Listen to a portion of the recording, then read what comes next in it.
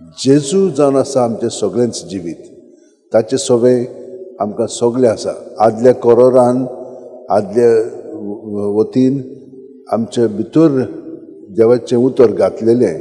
आतां देवूच आमचे भितर जियेता आनी हाका लागून आमचें जिवीत ताणें हे परी पवित्र केलेलें आसा.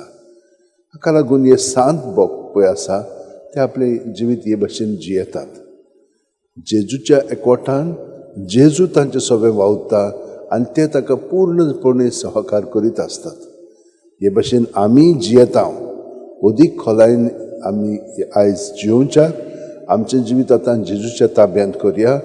जशे भशेन हो उंडो आनी सोरो बदलोन जेजूचें मांस रगत जातलो तेच भशेन दर दिसा आमी अदीक आनी अदीक जेजू सारकीं जावंक आमचें जिवीत आतां ताका समोर पळया. आमच्या हात अशे उंटेन जोडया, दोळे बंद करया.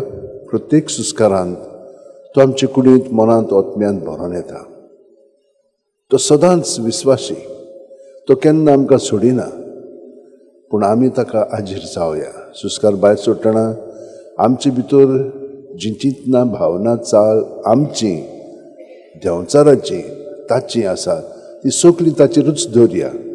तो ती नितळ निर्मळ करून आमकां ताची ती अदीक वाडोवन भितर घालतलो आनी हे परी आमी ताचे सारकीं अदीक जातल्या. ह्या बोरमाशान आमचें जिवीत जियोया.